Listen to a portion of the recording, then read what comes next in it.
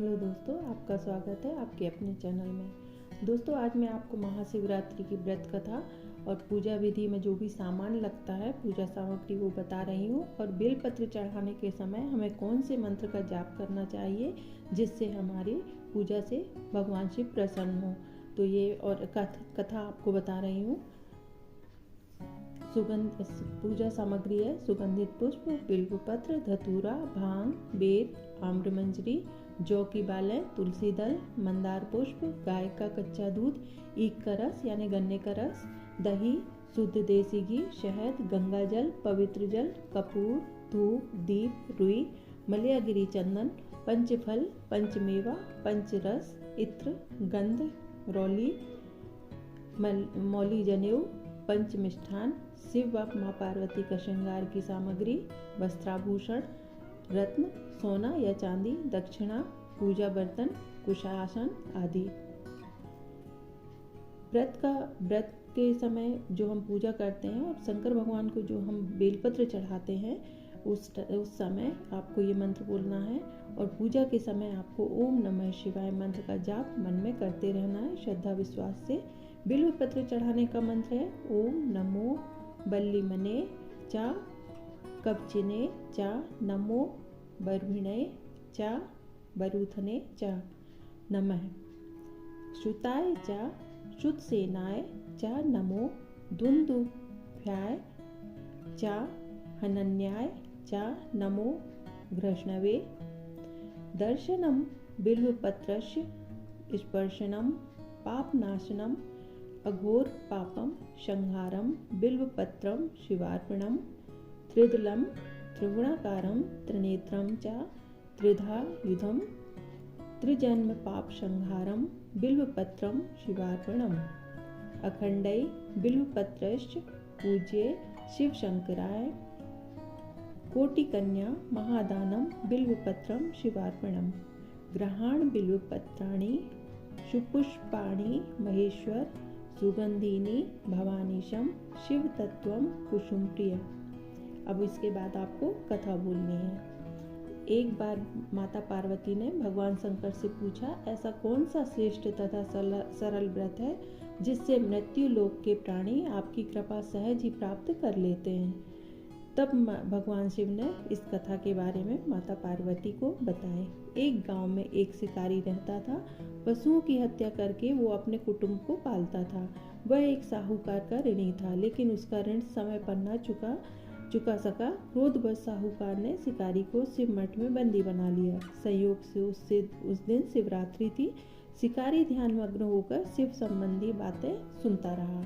चतुर्दशी को उसने शिवरात्रि की कथा भी सुनी। संध्या होते ही उसे साहूकार ने अपने पास बुलाया और ऋण मुक्ति चुकाने के लिए कुछ बात करने के लिए।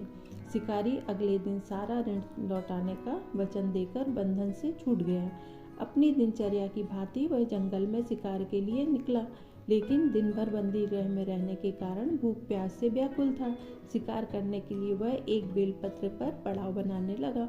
बेलपत्र के नीचे एक शिवलिंग था जो बेलपत्रों से ढका हुआ था। शिकारी को उसका पता न था। पड़ाव बनाते समय उसने जो टहनियाँ तोड़ी वे संयोग से शिवलिंग पर गिरी।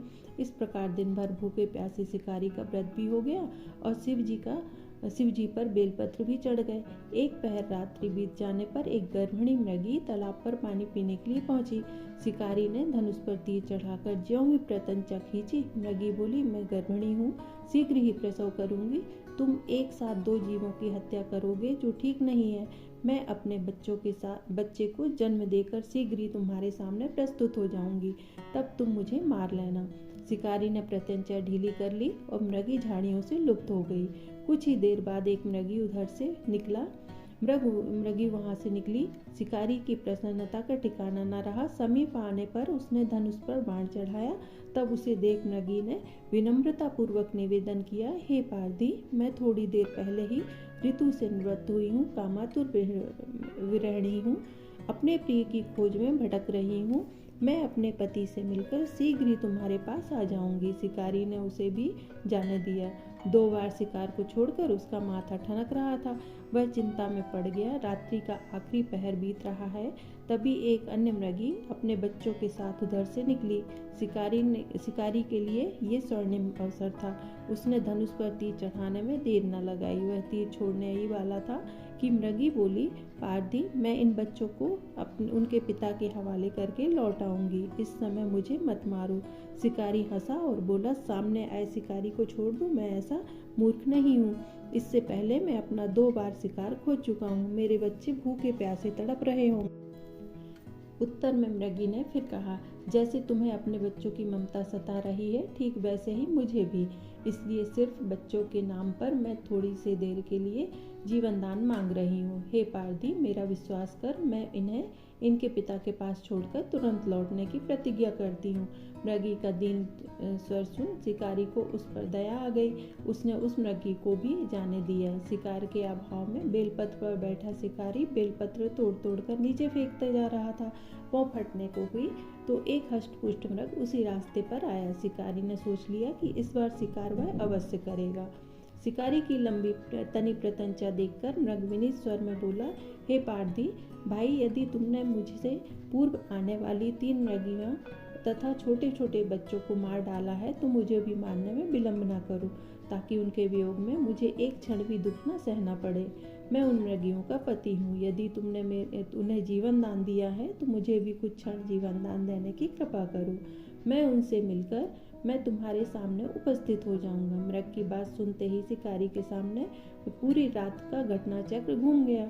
उसने सारी कथा मृग को सुना दी। तब मृग ने कहा, मेरी तीनों पत्नियां जिस तरह प्रतिज्ञाबद्ध होकर गई हैं, मेरी मृत्यु से अपने धर्म का पालन नहीं कर पाएंगी। अतः तुमने जैसे उन्हें विश्वास पात्र मानकर छोड़ा है, वैसे मुझे भी जाने दो। मैं उन सबके साथ तुम्हारे सामने शीघ्र ही उपस्थित होता हूँ। उपवास, रात्रि जागरण तथा शिवलिंग पर बेलपत्र चढ़ाने से शिकारी का हिंसक हृदय निर्बल हो गया। उसमें भगवत शक्ति का वास हो गया तथा धनुष तथा बाण उसके हाथ से सहज ही छूट गए। भगवान शिव की अनुकंपा से उसका हिंसक हृदय करुणिक भावों से भर गया। वह अपने अतीत के कर्मों को याद करके पश्चाताप की ज्वाला में जलने लगा। थोड़ी देर बाद मृग सपरिवार शिकारी के समक्ष उपस्थित हो गया ताकि वह उनका शिकार कर सके। किंतु जंगली पशुओं की ऐसी सत्यता, सात्विकता एवं सामूहिक प्रेम भावना देखकर शिकारी को बड़ी ग्लानि हुई। उसके नेत्रों में आंसुओं की झड़ी लग गई। उस मृग परिवार को न मारकर शिकारी ने अपने कठोर हृदय को जीव हिंसा से हटाकर सदा के लिए कोमल तथा दयालु बना लिया। देवलोक से समस्त देव समाज भी इस घटना को देख रहे थे। घटना की परिणति होते ही देवी देवताओं ने पुष्प वर्षा की।